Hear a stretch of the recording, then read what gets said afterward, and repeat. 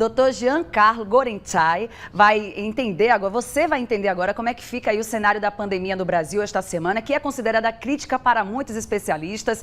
Dr. Giancarlo, muito boa tarde, muito obrigada pela sua participação, direto de São Paulo, aqui para Campos dos Goytacazes e para todas as cidades aqui do nosso interior do Rio de Janeiro.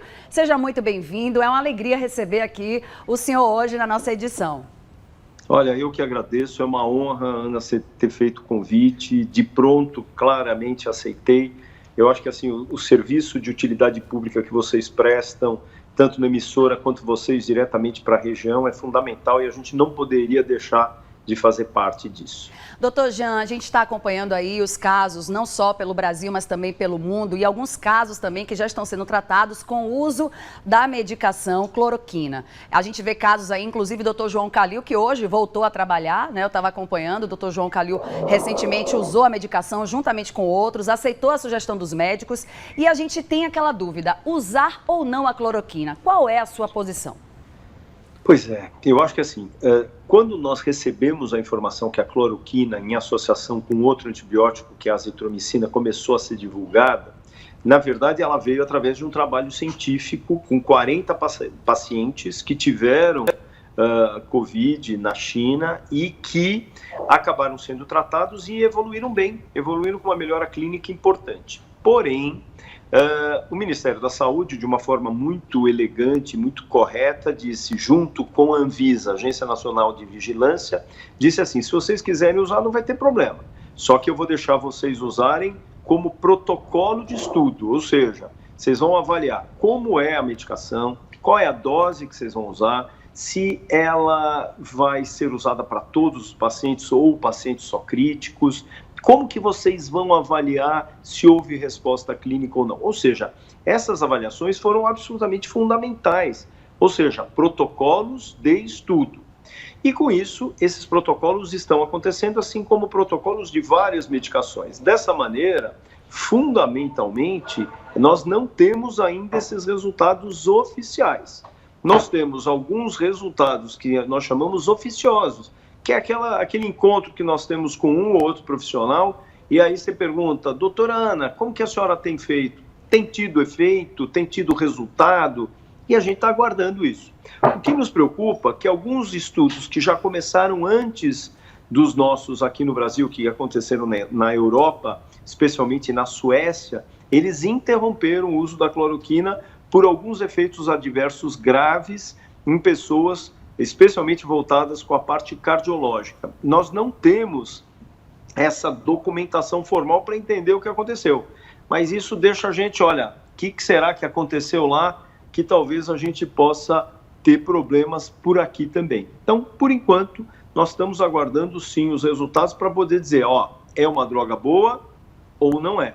As pessoas melhoraram porque elas tinham que melhorar ou, de repente, por associação dessa medicação. A gente ainda não sabe isso. É tudo muito novo, não é, doutor Jean? É tudo muito novo, tanto para a população, quanto também para os profissionais, os cientistas, e estão pesquisando a todo instante. Essa semana é considerada crítica, por quê? Na verdade, nós temos um número de casos muito alto em várias cidades do país, grandes cidades, inclusive pequenas cidades, que a gente já está vendo a circulação comunitária. A circulação comunitária é aquela que acontece na cidade e a gente nem sabe onde se contaminou. Pode ser no transporte público, pode ser no supermercado, na farmácia. Já não é aquela que nós tínhamos no passado, que era alguém que tinha viajado para fora. Isso ficou lá atrás. Não existe mais essa consideração. Então, com isso, claramente nós temos essa preocupação, porque uma vez que eu tenho a circulação do vírus na população, e a gente sabe que nós só hoje estamos conseguindo identificar quem está doente naqueles indivíduos que internam e não o indivíduo que está com sintomas mais frustros e leves, que acaba nem procurando o sistema de saúde. Então, quando nós identificamos esses casos, significa que existem outras centenas ou até mesmo milhares de pessoas contaminadas. E à medida que a gente deixa as pessoas expostas, saindo naturalmente, existe um risco de existir uma maior circulação com as pessoas, elas se contaminarem e levarem para suas casas. Por que a gente se preocupa tanto? Porque quando elas se contaminam, elas podem levar para casa onde tenha uma pessoa de idade, uma pessoa que tem um problema no coração, no pulmão ou na sua imunidade, que pode desenvolver uma forma muito grave, precisando ir para um hospital, ir para a UTI, para respirar com a ajuda dos respiradores, e que pode, frente à gravidade da doença, até evoluir para a morte. Então, nós queremos que as pessoas circulem menos, para se infectarem menos, para fazerem com que menos pessoas fiquem doentes de forma grave e estejam indo para os hospitais. Olha, nós estamos aqui com o médico infectologista Giancarlo Gorenstein, direto de São Paulo, está ajudando aos esclarecimentos em relação ao Covid-19 e também sobre o panorama da doença no Brasil e também no mundo. Doutor, eu queria aproveitar esse momento para que o senhor possa explicar como se dá essa doença no organismo, para que a gente possa entender qual é o passeio do vírus no organismo de uma pessoa. Pois é, você usou uma palavra muito certa, o passeio, porque toda vez que a gente entra em contato com o vírus, através das secreções de gotículas de saliva, tosse, espirro, ou mesmo a mão, logicamente, ela vai se contaminar, a gente vai colocar na boca, no nariz ou nos olhos, e aí ela cai no sangue e vai passear, vai multiplicar. Quando ela cai na garganta, ela se multiplica lá atrás, lá no fundo da garganta, e ela acaba indo para o sangue, ela é absorvida e cai no sangue. Quando ela faz isso, nós chamamos de viremia, que ela vai para todos os lugares. Ela vai para o músculo, por isso que a gente sente muita dor muscular, ela vai para o pulmão, por isso que algumas pessoas sentem desconforto respiratório, mas ela pode também para outros órgãos, como, por exemplo, o coração, para o cérebro, para o rim. Ou seja, naquelas pacientes que têm problemas na sua imunidade ou que já tem um problema nesses órgãos, ela pode ter uma forma muito mais grave. Imagine um indivíduo que já tem asma e o vírus indo para o pulmão. Ele pode agravar esse quadro, podendo diminuir muito a quantidade de oxigênio no pulmão, e é por isso que essas pessoas precisam ser internadas, por exemplo, na UTI. Ou se o indivíduo tem um problema cardíaco, seja porque ele faça uma arritmia, seja porque ele teve um infarto no passado, o que vai acontecer? Se eu tenho um vírus que vai para o coração, ele também predispõe a desencadear riscos para aquele coração que já era um coração que tinha problemas, que já estava mais enfraquecido. No indivíduo normal, que não tenha nenhum problema de imunidade, que seja jovem, ele simplesmente vai ter dor no corpo, vai ter febre e uma tosse seca. Isso passa. Mas, se ele tiver problemas como nós falamos, ele pode desenvolver formas graves, com risco de insuficiência respiratória, que é o pulmão não conseguir oxigenar de forma satisfatória e, dessa maneira, precisar um apoio de um tubinho que leva o oxigênio lá para o pulmão. Por isso, é uma ajuda de aparelhos, de ventiladores. O que nós nos preocupamos é que nós tenhamos muita gente doente e essas pessoas cheguem junto nos hospitais, junto para serem atendidas nas UTIs. Então é capaz que a gente não tenha aparelho para todo mundo. E é o que aconteceu na China, é o que aconteceu na Itália, é o que aconteceu na Espanha, que essas pessoas deixaram de receber o respirador e morreram literalmente asfixiadas. Quer dizer, olha que drama, olha que falta de humanidade. Quer dizer, mas a falta de humanidade houve porque não houve uma preparação, tanto pelo sistema de saúde, quanto por não cumprimento das orientações de isolamento. E a gente não pode escrever isso para o nosso país, não é justo com qualquer ser humano, mas principalmente para nós brasileiros, que a gente já sofre com muitas coisas. Nós não podemos desassistir realmente as pessoas.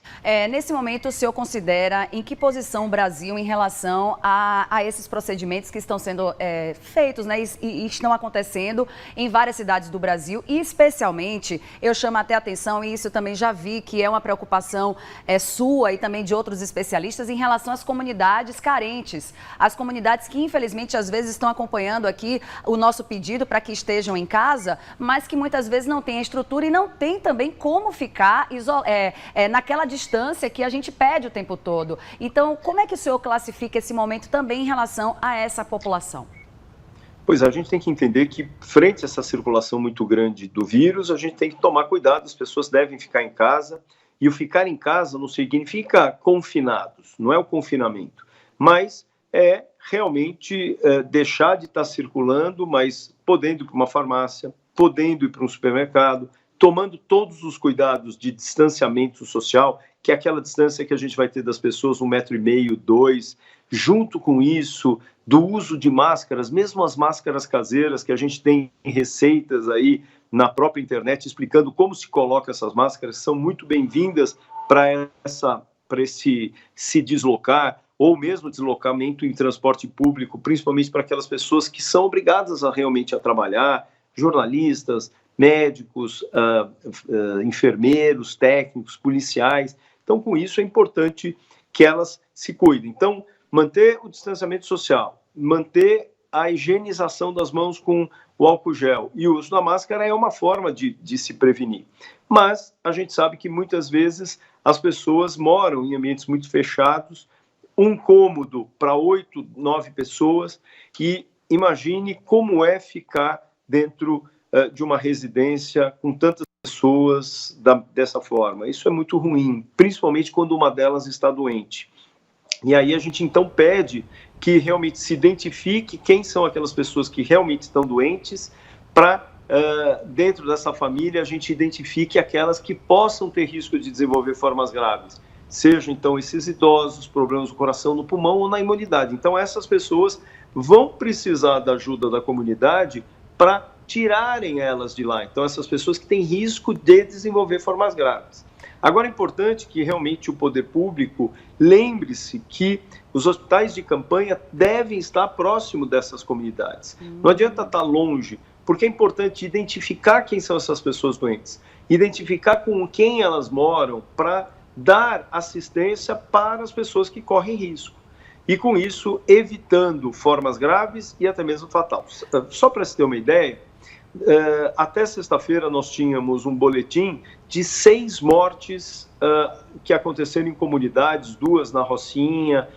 Quer dizer, se eu estou falando já de mortes, eu também estou falando de circulação muito grande de vírus naquela região. As pessoas têm que entender a importância de se manterem evitando o compartilhamento de garfos, de copos, de pratos, mesmo dentro daquele ambiente pequeno.